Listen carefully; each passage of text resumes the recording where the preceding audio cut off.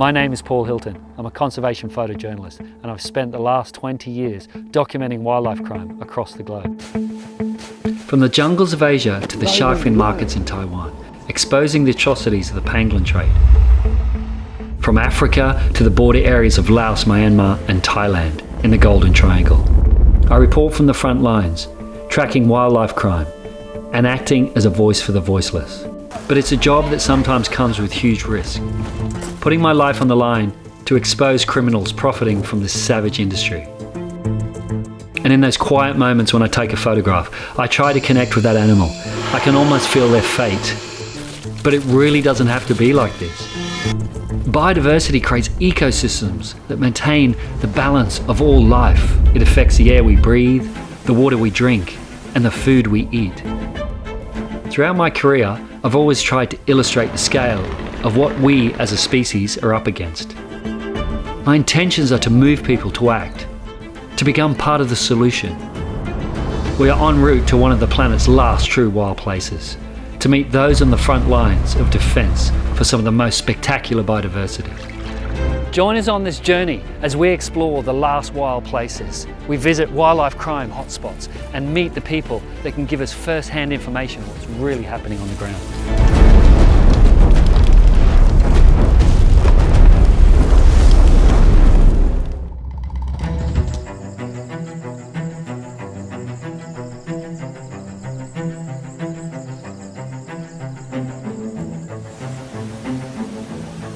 Uganda is one of the most biodiverse countries in the world.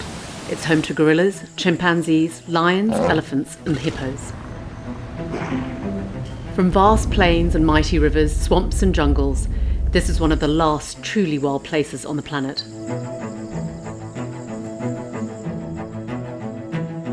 On my last assignment for global conservation, I met the legendary Michael Kegwin, founder and project lead for the Ugandan Conservation Foundation, who works closely with the Ugandan Wildlife Authority. And he's been working for the last decade on the recovery of Murchison Falls National Park.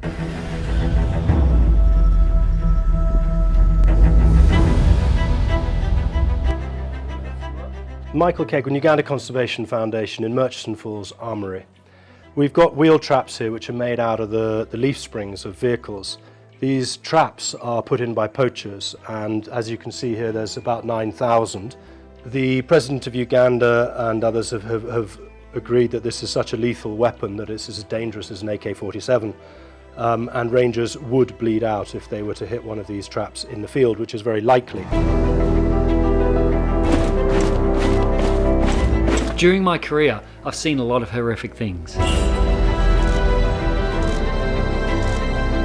And then this, a chilling sight which takes me a while to really grasp, to comprehend of what I'm looking at. The warehouse is some sort of morbid museum of rusted metal, literally overflowing with thousands and thousands of traps and snares, stacked up to the ceiling and all collected in less than a year. So this is a wheel trap that has been taken out of one of the sectors in Murchison Falls National Park. As you can see, it's got a Uganda cob, one of the antelope's feet in it. They're lethal, these traps, they really are.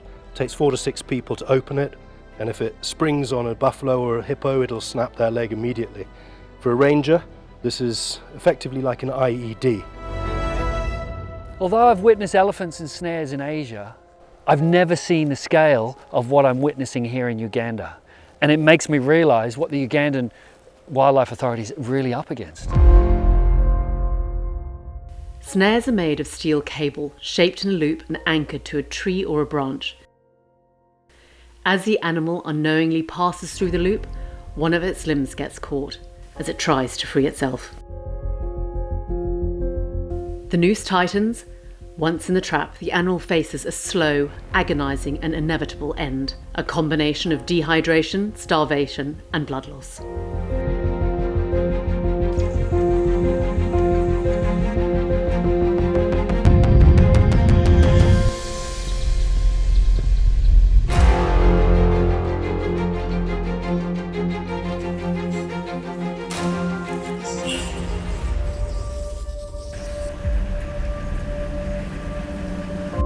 So I've just left the warehouse and I'm overwhelmed.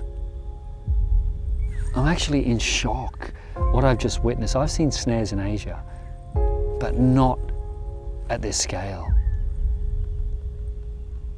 There are so many snares in that warehouse, and I've got to find a way how to highlight this, how to show the world what these rangers are up against on a daily basis.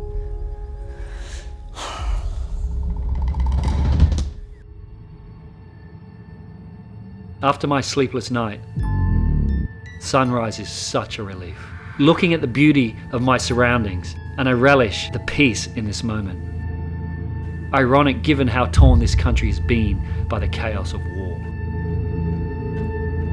This landlocked African country was known as a Pearl of Africa. It was once teeming with wildlife until the early 1970s, when General Idi Amin overthrew the government in a military coup, an event that sparked a wave of extreme poaching. While hundreds of thousands of people were killed during Amin's rule, Uganda's iconic wildlife also fell prey to politics, with hundreds of thousands of animals being slaughtered to feed Amin's armies, giving himself the bizarre title of Lord of the Beasts of the Earth and Fishes of the Sea. Perhaps this is why he felt justified, not only in feeding his armies with Ugandan wildlife, but funding his military campaign by selling ivory on the international black market. Even more of a travesty given that, at the time, it's estimated that 1,000 elephants remained in Uganda's wild. The country's crocodiles were abundant on many farms and famously feasting on his political opponents. Today, the threat is still great. Wildlife crime is the fifth largest international illegal trade, preceded only by drugs, weapons, human trafficking, and counterfeit goods. These networks exploit uneducated local communities, convincing them to risk being fatally shot by anti-poaching officials only for a few dollars, ultimately keeping those communities from a sustainable economic future. So the problem is, these crime syndicates are remaining elusive. The top guys are escaping prosecution, and the communities are being exploited, and they're the ones that are being put behind bars. While elephant numbers are currently on the up, Michael tells me hippos are being killed every day for their meat and teeth. These are hippo teeth, but actually it's hippo ivory. And the demand in China is increasing. So right now, across the world, you can see the dynamics changing from elephant ivory, where it's getting harder and harder to move, and obviously these hippo tusks are much smaller and they're being used in the same way. While lions are under 24-hour surveillance, an attempt at protecting them from Asia's high demand of the big cat bone trade. As we head upstream, the rangers pull over so I can get a better look at the local hippos in their natural habitat. They bring back memories of many years I spent documenting whales lazily breaking the water's surface before plunging back into the murky depths. And on land, hippos appeared cumbersome and almost out of place with their enormous barrel-shaped bodies, weighing in over 1.5 tons each. They may be somewhat awkward and amusing to watch, but the hippopotamus is one of the most dangerous animals in all of Africa. While these river systems are full of life, I wouldn't recommend having a morning swim unless you're interested in becoming the next course in Uganda's aquatic food chain. Further down the river, we come across a huge herd of elephants. I've spent my career documenting Sumatran elephants, and sometimes it can even take days or even weeks just to see them in their natural habitat. And now I'm sitting here in front of this huge herd. It's such a privilege to see these stunning animals. How lucky we are to share this earth with all this amazing biodiversity. Back to the task at hand. The rangers spot a fishing boat up ahead. As we approach, the fishermen start pulling in their net.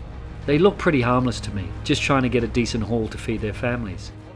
However, the rangers quickly point out that these fishermen come from the same community that has been poaching hippos. And as someone who's met countless poachers during the course of my work, I understand the preconception that poachers are nothing more than evil mercenary criminals. But in my experience, most are just ordinary family men trying to make a living. Just as in the jungle, you do what you have to do to stay alive, to feed your family.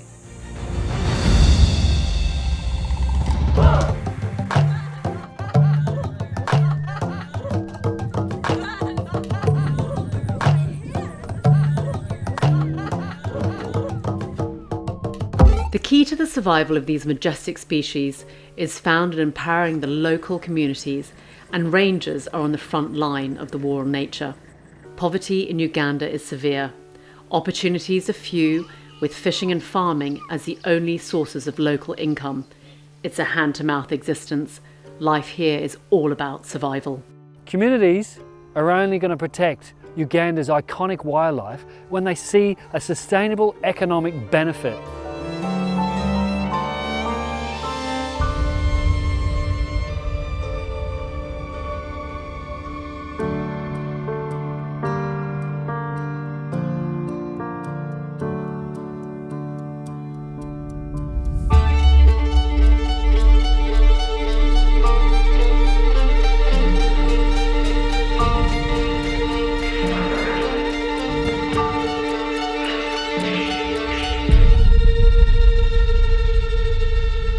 I'm about to go and meet some local NGOs that are empowering local community into being guardians of the natural world and ultimately protect wildlife and biodiversity that sustains all of life. The Uganda Wildlife Authority is mandated by the government of Uganda to run the parks. Nobody else is there to run the parks, just them. So our job is to help them be more successful, to unlock their success. Sometimes they have brilliant people, they have all the right strategies, they simply don't get supported to support the right things on the ground. They have the largest forests, the most biodiversity, have little resources, little training, the capabilities to protect these large areas unless we help these people with funding, technical support, systems, technology right now to protect these places. Otherwise, there's no chance to save the forests that we have already protected as national parks. Global Conservation has supported the Murchison Forest Conservation Area in Uganda through Uganda Conservation Foundation. One, they have constructed a joint operation command center which coordinates the operation in the park. They have also improved communication network. We have the digital radios which allows us to get access to operation and rangers in the field. They have also improved by constructing masks which helps us to improve on the high signals. We don't find any difficulties in communicating to our rangers in the field. In 2018, Global Conservation deployed Global Park Defence, which combines the use of technology with community-based enforcement. Global Conservation supported the creation of 5 new radio communication towers, 18 ranger stations, and all patrol teams are equipped with Earth Ranger software. The basic foundation for global park defense is park-wide communications, setting up surveillance systems, community protection, and then energizing the patrolling, the arrests, the confiscations, and helping the prosecutions so that we can shut down wildlife poaching in endangered national parks. This program has been highly effective. Elephants have increased from a few hundred to almost 3,000. Rothschild's giraffes from 400 to 2,000. Hippos now number over 2,500 and buffaloes over 15,000, and Ugandan kob 150,000. Warthogs have increased their numbers from 10 to 20,000, with the reintroduction of rhinos in the near future. Before I leave Uganda, I want to create an image that really highlights the work of global conservation and shows what the rangers are up against on a daily basis to protect Uganda's iconic megafauna. And after taking one last look at the warehouse full of snares, the coin drops. I've got this image in my head. Over several days, we work with Global Conservation, Ugandan Conservation Foundation and the Ugandan Wildlife Authority to recruit local community to build an image that represents an ongoing threat to Uganda's biodiversity. Collected in under a year by government rangers on patrol in Uganda's Murchison Falls National Park, this image shows thousands of snares weighing in over 12 tons of steel. The image is a clear indication of how critical the rangers' work is, and it's hard not to picture the many thousands of animals who would have lost their lives without the rangers' dedication. So Snare Mountain is created, an image powerful and provocative enough to make news headlines all around the world. In this age of information overload, it's more than a challenge to get people to stop and think about issues affecting all of humanity, especially if it's seen as someone else's problem. Sometimes it does feel overwhelming, like shouting into a black hole and only hearing silence in return. After all, How do we turn back the clock? The short answer is we can't, but that doesn't mean we stop looking at ways to better our world and learn from the lessons of the past.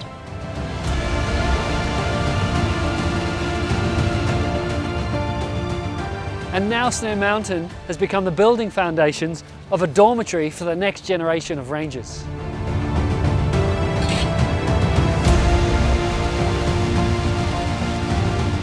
The solutions are clear: by empowering local community to adopt the Global Park Defence Program with a no-cut, no-kill policy, and equipping rangers with the latest systems and training. As tourism increases, it creates a sustainable economic future through jobs and employment, and ultimately benefiting the Ugandan economy. Wars aren't limited to country or culture. Ecocide is happening everywhere. But there are so many good people coming together, standing up for these last wild places and working together to end the war on nature.